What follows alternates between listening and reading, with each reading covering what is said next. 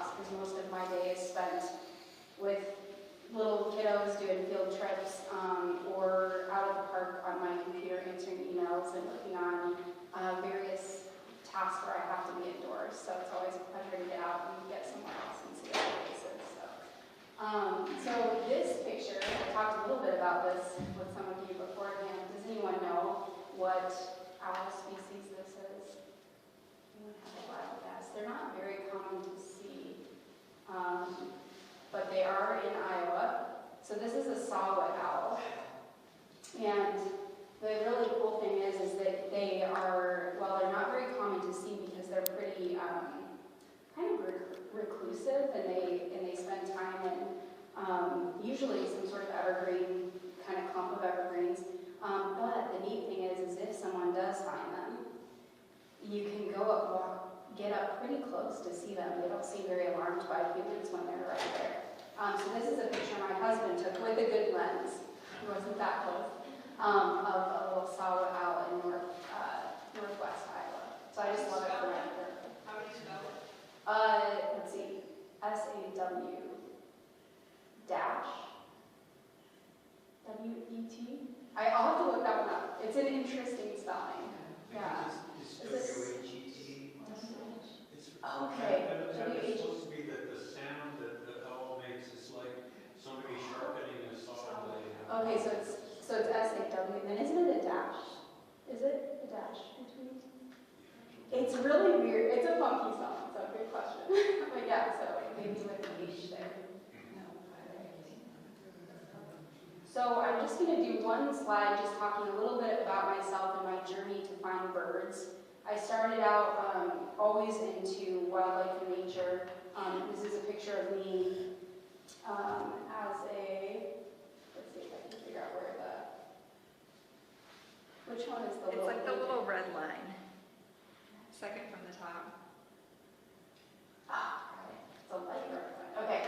So this is me as a little kiddo. This is kind of my first real close experience with wildlife. It was a butterfly that had been injured by a car drive in the past, a monarch, and my mom helped me kind of put it in a jar, let it rest, and then we released it. It took off from the front yard, and that's just before it took off.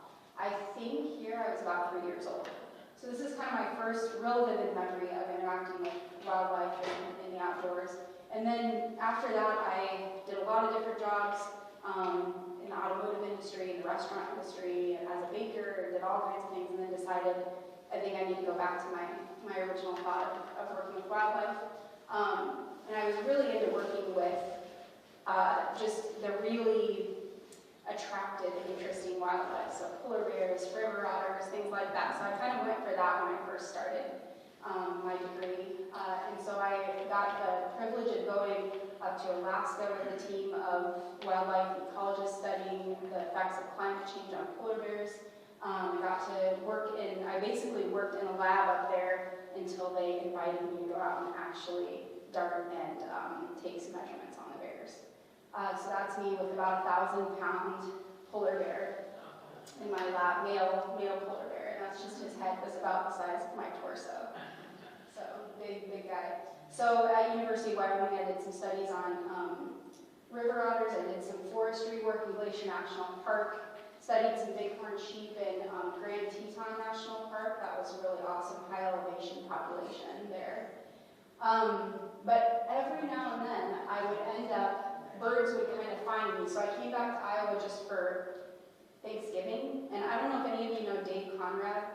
He runs the Iowa Raptor Project in School of the Wild. He's the director of that. So he took my husband and I out to capture hawks.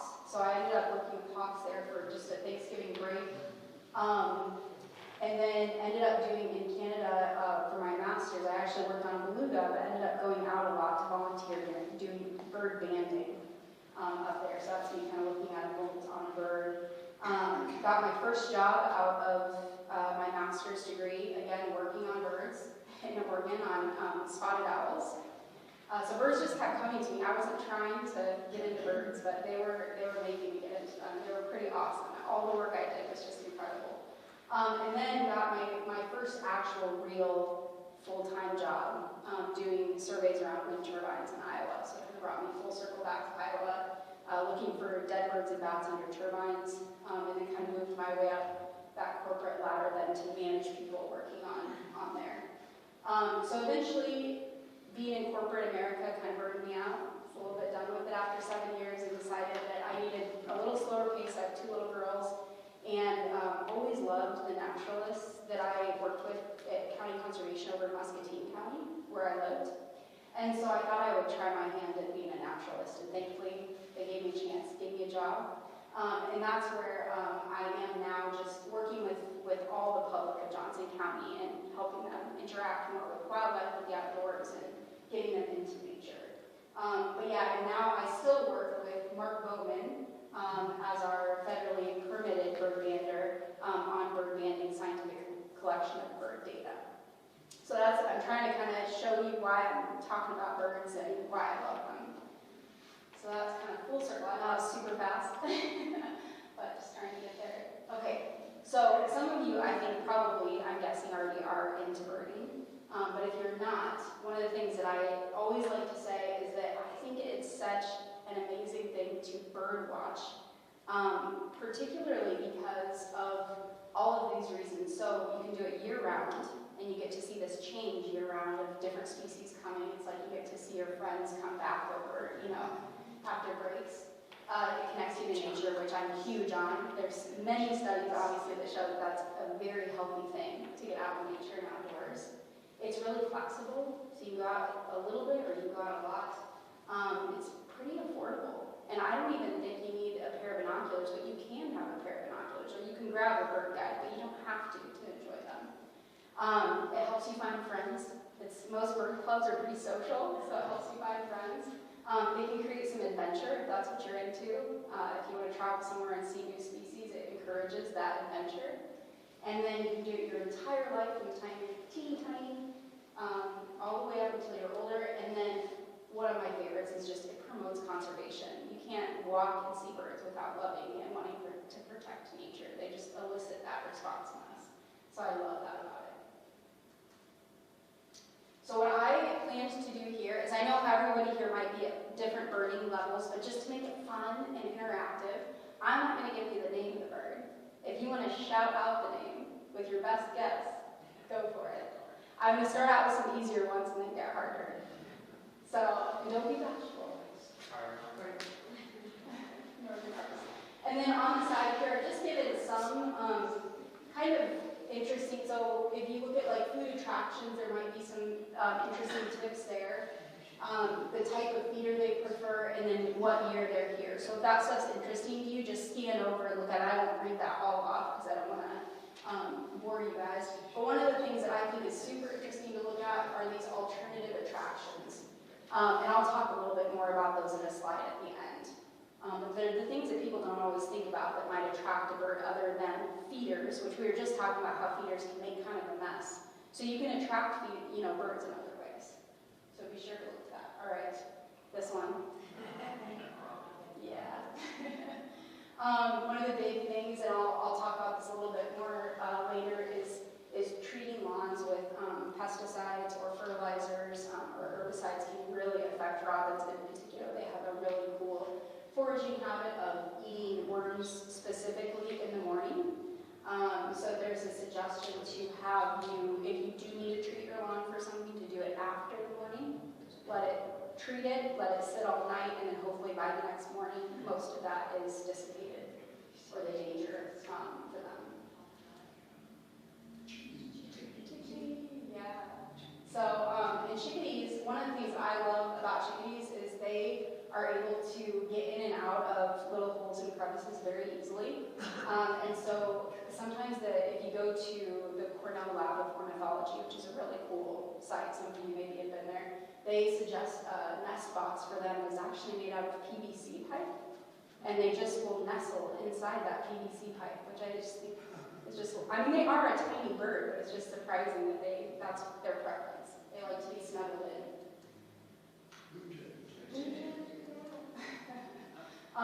Does anyone know the cool fact about their feathers? Does anyone know a cool fact about their feathers?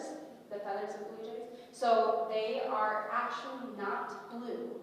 That is a kind of a trick of the light. Their feathers are actually brown, but because the way the light reflects off of the feather, it changes the light and turns it into a Is that true of other bluebirds? It's a good question. I don't know.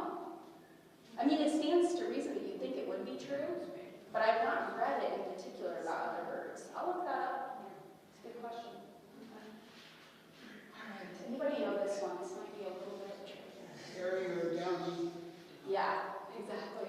So downy woodpecker, and they really, at least for me, and some of you may know how to tell the difference better than me, but for me, it's all about size. And sometimes I can see them without them being next to each other and tell which it is, but pretty much size, I think, is what tells you. Yeah, goldfinch. Yeah. So, and these are so cool. Of course, this time of year they look so different, right? They're just much more drab, but they do get very beautiful in the spring. They do love our native milkweeds, so if you do find yourself wanting to plant any of those or able to plant those, they do really like that. Oh, and I do want to go back. With American goldfinches in particular, they love the thistle seed or that black nacre, I think they call it. But it gets moldy really fast. I don't know if anybody's noticed that in their own feeders, but it will mold very quickly. So just, something to look out for when you're feeding them and wanting to attract them. If they're not coming to your feeder, it might be because there's mold in there. So we have to clean ours a lot out at Kent Park. This isn't a super common visitor, but in some places it is. Anybody know? Yeah, it's an American crow. I would love if those came to my yard. They're so interesting and smart, but Yeah. yeah, very smart. They baby birds too. They do, I have a little, I think it's a Cooper's hawk or a sharpshin hawk. One of them's been hanging out on my porch, and I know he's trying to pick off the birds on our feeder. Still fun to see him. But anybody know what this is? Red belly, yeah. So it's kind of funny because their belly is not very red. I had to dig to find this picture for this presentation. It's just kind of a wash of like a pinkish red tinge or almost an orange really. And I always love when I see them. They do like to hang upside down on wires, showing off their belly, I think. Yeah, and mourning dove. So one of the interesting things, I don't have the status listed on all of the birds here, because almost all of them, it's a low concern for our backyard birds. Most of them are doing really well, and we're not concerned about them as a population. But with mourning doves, my understanding is that there are some non-native doves that are out competing them. So the European collared dove, I believe, and some other ones in specific regions are out competing mourning doves, and you hardly see them anymore in those areas. My in-laws live out in western Nebraska, and that's what's happened there. It's only the Eurasian collared doves, and there are no mourning doves left, which is a bummer. Yeah, but they're so wonderful. Love them. Nuthatch, yeah. So this is a white-breasted nuthatch. I think you can see the chestnut-sided sometimes in Iowa, but I surely don't see it very often.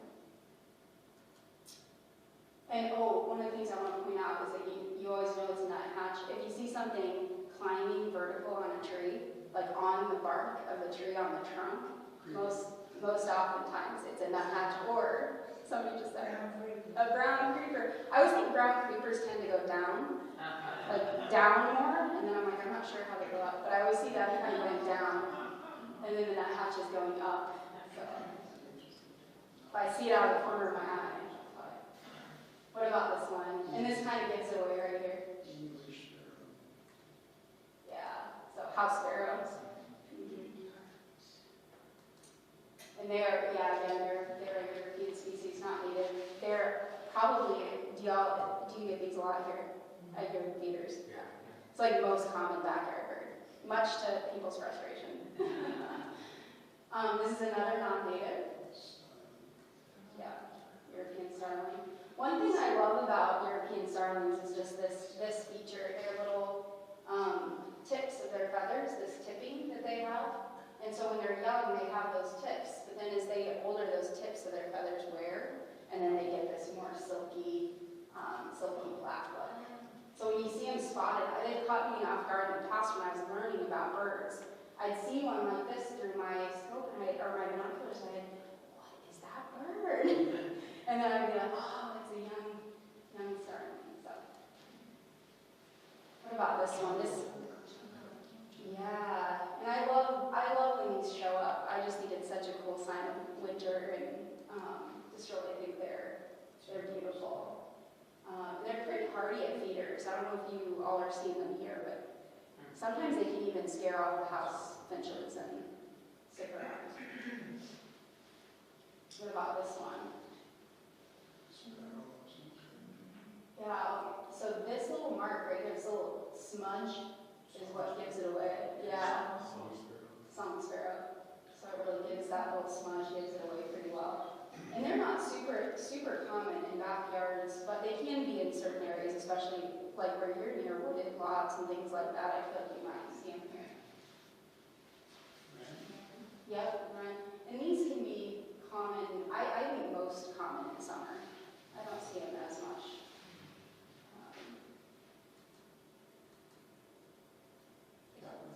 Yeah, is anyone familiar with the catbird's song? They do a lot of imitating. Yeah, because am I right, they're in the mockingbird family or closely related maybe? I don't know. Yes. Yeah, okay. But I love their song. It sounds just like a baby kitten caught in a tree. When I was a kid, I used to be like, where is this kitten? That's kind of neat. What about this one? Anyone know? Barn swallows. Yeah. And they, again, aren't super common in your feeders, but you might see them checking out other birds. They might come in. Indigo bunting, yeah. And these are just beautiful. I always think the females catch me off guard. I'll see them by themselves and I'm like, what is that bird? And then all of a sudden I'm like, oh, it's indigo bunting. Because they don't really, sometimes the older females will get a little, you can see it on her. If you look for this light teal blue shoulder, that'll kind of give her away. But I don't always think of that. What about this one? Yeah. Cowbird. So this crazy picture I love to show. So some of you, I'm sure, already know this, but they're nest parasites. So they lay their eggs in other birds' nests, and often those other birds are like warblers or something super tiny that's feeding their baby. It's just the funniest thing you've ever seen. My mom she enjoys birds, but not to the degree I do, and she was describing the situation. She's like, we saw this parent bird, and it was so tiny. It was feeding its baby was way bigger than what was going on. And I'm like, I thought it was a cowbird. They are still native to Iowa and part of the ecosystem, and so I personally am still a supporter of them, even though they do cause some, loss for those other birds. I think, they are part of the ecology of the system. So if there weren't other pressures on birds, they'd really fit probably in just fine. It's a cool strategy. It's smart. That's a yellow warbler. I think that I don't know which, that might be the case, yellow warbler. I'm seeing some streaking. Yeah, I don't know for sure on that. What about this one? Chipping sparrow. Yeah, chipping sparrow. One of the things that I think gives them away, well, in part this little redhead, they're also, I believe, one of the very smallest sparrows. But they also really like to hop on the ground. So if you see one really hopping on the ground, looking through things, and it's a really small sparrow, chances are it could be a chipping sparrow. This one's a little bit unique. Kingbird. Yeah, eastern kingbird. And again, you don't see these really often at feeders, but you might. If there's a lot of commotion at your feeder and they're interested, they might come up. They do this behavior a lot where they stand on like a post or a pole or a fence post. So if you see one driving by and you see a bird sitting on a fence post, sometimes if you guess kingbird, you'll be right. Orioles, yeah. And you all probably maybe know this, but they really like jelly. It's kind of their preferred food, but they'll eat other things as well. Yeah. And oranges, like if you cut an orange in half and put it out, yeah.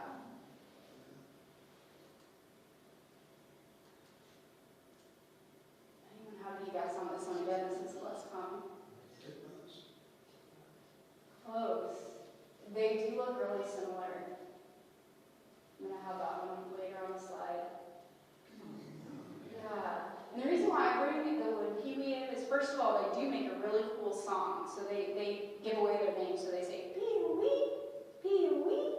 And if you live near the forest, like you all have some forest around here, you hear them before you see them. And I love to point these out because I just think it's one of the birds that's most identifiable, that's little in the trees, you can't see them, but they'll let you know they're there by their song. So if you hear that peewee, then you know. And then here's just a few of the kind of less common birds. So we have the house finch, the purple finch, house finch and purple finch. You can see some hummingbird species at your feeders. Mostly it's going to be ruby-throated unless you're just lucky and you see something else. We've got barred owls. I get barred owls in my tree in my front yard every now and then. These cedar waxwings are so fun to hear. And they'll fly around in a group and with a real high-pitched sound, and they all swirl around and then perch on those kind of evergreen trees with berries. And then we've got the Carolina wren. Those are getting more and more common. Like everybody's seen Carolina wrens. Here's our tufted titmouse. And then our brown creeper, which we've already heard about. Our hairy woodpecker, a little less common at feeders, but they'll be there sometimes. And then finally, what I wanted to mention, since it was kind of backyard birding theme, is that, so here's, the combination of bird seeds you can use, or feeds, to diversify the birds. You can change out bird feeder types, you can change your seed out, or your forage type. You can build, nesting boxes if you don't want that big mess, but you want them to come and hang out. Often they're maybe a little less messy than a bird feeder. One of the things that I haven't tried this myself, but a heated bird bath is just supposed to be awesome because they have a hard time finding water, of course. And then just any running water feature for birds is always like a huge attractant to them. So you can kind of maybe not have as big of a mess. So there's just some other things to think about, alternatives. And then the other thing that I always love to point out, in part because we're a conservation organization, is how you can change the landscape. So here you have somebody that really had these full bushes, right? Or full yew bushes are a huge favorite of birds. They just love to hang out in them. It's such good hiding place from predators. But you have somebody that trimmed them up, and while this looks really nice to us, it's just not going to provide much for the birds. So kind of thinking about, maybe just make changes that you love, of course, but trying to kind of think about the birds. Any native species that you can leave out, would be really attractive to birds. This is always a really good idea. And I put a little list here, and I don't know, I could probably send this presentation out too, so people could click on this because I have some resources at the end as well. But here's kind of a list of some of our native species that can be really attractive for birds. And then helping kind of with the habitat, again, we like to cut down dead trees, but they're one of the best habitats for things like woodpeckers. So if you can make any of that habitat in your own space, that's great. And then these are all just examples of how native prairie plants have been incorporated into lawns. And there's beautiful ways now that people are doing. I see it all the time around Iowa City, just beautiful native prairie, but like urban lawns, and I really love seeing that. It's great for the birds. Old Christmas trees. They love old Christmas trees. Set those out, and then when they start getting really gnarly looking, you can get rid of them, but put them out by your feeders. Even just sticks and twigs pushed into the snow, and then you can get rid of them when the spring comes. Just to give them a little place to perch and to feel like they're hidden. And then this is just an example of also like some other tree species that are good for birds, just our evergreen trees and things that protect them. And then I'm just going to point out here all the varieties of different bird houses that you can have, and particularly, I think this is really cool, in winter, you can provide these style, and what this has is a little ladder in there. You can put the ladder in, and it gives them a place to take cover in a winter storm. I've not tried this in my backyard yet, but I'd like to put together a kit and offer a program where people can come and build them with Johnson County Conservation and put them up in the winter. And here's another example. It's got all these little dowels sticking out here for birds to perch on and kind of take cover from storms. Some neat winter stuff. And then I want to talk about a little common misconceptions. So some of those I already covered, but over manicuring lawns is just not great for wildlife. Chemically treating, again, because of our lovely robins. You do not need red dye in your nectar feeders for hummingbirds. You can just keep it clear. They don't care. And then feeder hygiene is a big one that we don't often think about, is they really should be scrubbed out pretty often, once a month for your seed feeders, and then about weekly for nectar feeders. It's really important to prevent molds and disease. Another thing is you can always help a nestling.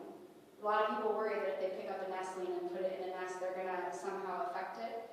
But I always like to tell people, if you know where the nest is and you saw it fall out and it doesn't have enough feathers to fly, you can always pop it back in there. It's not going to hurt anything. The mother likely will not care at all. And hopefully be thankful. So, what I was going to go into here next, I should check my time here. Make sure I'm doing okay on time. Okay. All right, I wanted to talk a little bit. Does anyone remember, I think it was 2 years ago, the really cold snap and the Canadian geese, the Canada geese that were down on the river, a bunch of them died, or were real sickly and some had to get rescued. So if you didn't read about that then, I think it's a neat thing to share how this happened. So essentially they were forced to forage on a single fish species that was available. And this fish species is deficient in a critical vitamin that they need. And so essentially what happened is it affects their heart, their energy, their metabolism, and it affects their brain function. And so that's why we saw them kind of exhibiting this really like dizzy, they fall over, and it's because their brain and their metabolism were completely messed up from having a single source of food during this super, super cold kind of anomaly in winter. And so something to kind of think about with birds and with the climate showing some changes is that overall they're doing, for the most part, okay, but we see, first of all, that they're moving northward. So they, this is kind of the average distance moved north in miles over time. So essentially they're moving northward. So we know they're showing that they're changing, right? They're changing the way they behave and the way that they distribute themselves. And then you have those really extreme events, extreme cold, extreme heat, and those cause certain cascading effects like what's available to them for food. And so then essentially these weather anomalies, plus their habitat and range loss, is creating some pretty severe declines in birds. And so that's kind of giving you some background to how the species are doing. So anything, and then we have, of course, human influences. House cats that are being let out is one of the highest impactful, all the way, but all the way across to, land-based wind turbines. And so those effects, and so there are some effects that aren't accounted for here. So probably habitat loss is the highest effect on birds of all. There's also offshore wind turbines. We don't have many in the United States, but there's some in other countries that are getting up and running. They don't seem to have a huge effect on birds, which is great. Solar panels are pretty safe at this point. They used to have these burning solar towers that were affecting birds, but they've stopped. They've discontinued that practice. And so now solar energy is probably much better for birds than any other source of energy at this point. So essentially the idea behind all this is you've got all those effects on birds, right? And you have this little bird in the center saying, I'm hungry, I need food, I'm stressed. So if you can just remove just a few of them off, we know they're always going to have an impact from us, from things, but if you can remove any that are there, then now you see, okay, they're able to just take a breath. There's an insect available to them, there's diet and forage. So that's kind of the idea that, you can't remove everything, but maybe some things we can do to help them. And so how you can help is if you are interested in birds and love birds, and if you've never joined one of these, so there's the Iowa City Bird Club is awesome. We do bird banding out at Kent Park. Debbie Bryant is one of our most committed volunteers. There's our federal bird bander, Mark Bowman, and they're out there banding birds and studying birds all the time. And so that's a really fun way to help inform us about their populations and how they're doing. Out at Kent Park, we have the Bluebird Trail. And right now we have a volunteer, Ben, who has been maintaining that. We call him the Bluebird grandfather, and he keeps track of our bluebirds. And we have an awesome data set of how they're doing year to year. And then there's these cleanups to get rid of invasive species. This Ralston Creek cleanup was a big one. And then the Christmas bird count's always fun for gathering data and informing scientists about how they're doing. So if you're interested in any of those things, those help inform us and hopefully change decision making to protect birds. And definitely check out Johnson County Conservation Parks. I've had some of the best birding experiences of my life in our parks here in Johnson County, and we actually are up to, let's see, I forgot to update the map here, so we actually have two more parks added to this list. So we have Phoebe Timber is a new one south of Johnson County. It's about somewhere in here, I believe. And then we have Two Horse Farm, which is up in this area, which is another really awesome acreage. And you're welcome to come anytime. They're your parks. So come and take a walk through. Here's some resources. So I'll send this again out so that you can, and these are clickable links here, but you can go and look at these things. Here's my helpful hints and recommendations on learning more, what types of binoculars I really like, places you can go to learn bird songs, bird ID books, and apps. So if you want to click on any of those when I send this off, you can use those. And that's all I have. This is where I work. This is where my office is. And this was a beautiful winter day last year. And I just love showing this slide in the winter to folks because I think it's such a neat place out at Kent Park. So yeah, that's all I have for you all. And I'm open to any questions that you might have or stories you want to tell me about birds. I love hearing about people's bird stories. We're in a big bird migration area, and I wonder if there's any efforts in Johnson County to decrease light pollution at night. Most of the birds migrate at night. Yeah. I've personally not heard of any efforts to do that, but that's not to say it's not happening somewhere. That's a good question. I'll look into that because I'm very curious about that. And I know it is a big factor in them not getting turned around and confused. Yeah, that's a really good one.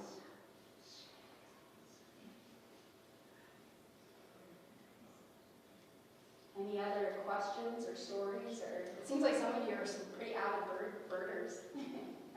This may be controversial in the room, but we have a dead tree over here off our parking lot. And it doesn't belong to Oak Knoll. We're not sure who it belongs to, either ACT or Iowa Community School District. Okay. Iowa City Community School District. Anyway, it fell down last year sometime. I heard it fall. And there's differences of opinion. Yeah. It's unsightly, we should get rid of it, we should have whoever owns the property move it out of the way. My personal opinion is it's good for the animals and birds as nesting and protective sites. Can I get your opinion on that? Well, I would say, I think the main thing would be making sure it doesn't present any harm or risk to anyone, as long as it's not in a precarious position that could hurt or fall on someone or their car or something like that. Then at that point, if it's not blocking the way of anything, it's not definitely, it might be unsightly, but it makes amazing habitat. And not just for birds, but for any of the little critters, mice, voles, worms, all the insects that birds and other animals rely on, the rodents that other animals rely on, that's all habitat for them. And it can be hard to come by for them in town.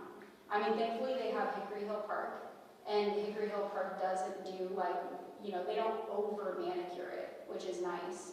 But still, I mean, like last year I was walking through, I don't know if anybody else noticed, but they did a lot of clearing of underbrush. And probably because of maybe fire suppression, things like that. But, in town, it's just, those down dead wood it's a sparse commodity for wildlife, and yet important. We do a program out at Johnson County Conservation for kids called Rotten Log. And we have these big logs that we deliberately place in the forest across our parking lot. And we'll spend the entire program with kids and little magnifier containers lifting the log over and just looking at all the organisms that are underneath the log. So, yeah, it's a hard one. I mean, even for me, I live in town, and if I have branches fall down in my yard and things like that, I'm like, they really should stay there because wildlife love them, and I'll sort of strategize a little bit. Like, if it's a big one, I'll kind of trim it up to look cool and incorporate it into my landscaping. But it's still a little manicured. So I'll just leave you with that. Yeah. That is controversial. It's really hard. Hard to make everyone happy. Yeah. I had a very strange experience when I was a kid. I lived on the Maine coast, and there were many, many barn swallows. Okay. And they would nest under our porches. Oh, wow. And one year, 4 barn swallows made a nest. And they completed it, and then there was a little period of several days where they fought over it. And then they built a second story. Oh my goodness.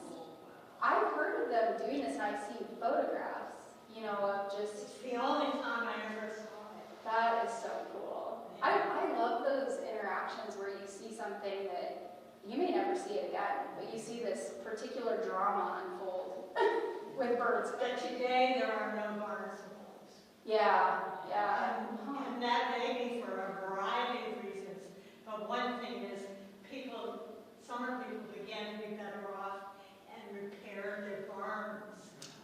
Right. And the birds can't get in it. Yeah, that would be a huge, huge issue for them. And there's not, again, like if cliff edges and things have been reduced, I mean, there's so many things that have changed for them, so they might be pretty dependent on barns now. I mean, obviously they weren't at some point. It's like, what were they doing then? In their place, we have tree swallows. Yeah, okay. Not nearly as many. Okay. But they're very consistent, very some. And tree swallows I feel like they're kind of special to see. I don't see them very often, so I get really excited when I see a tree swallow. They're really pretty. About a month ago, this is out in the countryside, in farm country, in actually northwestern Illinois. I saw a robin, and I've been kind of worried about that robin. Should I just one robin? It was just before the really cold snap, so it was just a very unusual sighting. And Yeah. So, or something didn't make it. robins are one of those birds that there may be some more recent studies that have kind of figured out what's going on with them. But they are a bird that does show up in the winter from time to time. I don't know the full reason for that and if it's changed, because you always have these stories of them being a sign of spring. But now they appear like on warm days especially, or days where I notice them a lot when the snow is starting to melt. On like a day, it'll be like a random day, the snow is melting, it's kind of drippy, and then they'll be in bushes, and I'm like, where are they coming from? So I have a lot more work to do in understanding that, but I do know that we're seeing them. They're definitely not strictly a spring bird anymore. yeah. And I don't know if anybody else in this room knows the story on robins and if they're They changing. eat little cranberries, crab apples and berries that fermented a little bit. Sometimes you see them, they're standing around underneath. Yeah, so the one thing I found way back when I put this together and was kind of learning as I went a little bit more, those the native berry bushes tend to hold their fruits longer. And that's why there's a huge advantage to having those native bushes, berry bushes, over the non-natives. Because the non-natives might produce a ton of fruit, but then it all falls off. But this fruit for these native ones holds on for birds like that one. It's really cool. So. And the cedar waxwings would sometimes come in the spring and they big, lot and eat fruit. Yeah. Oh, and they all, to me, they look very almost tropical, or just like they're not from here. I don't know, they just look so unique. So, yeah. Well, awesome. Well, thanks everyone so much for listening, and I really love talking about birds. So, I'll come anytime.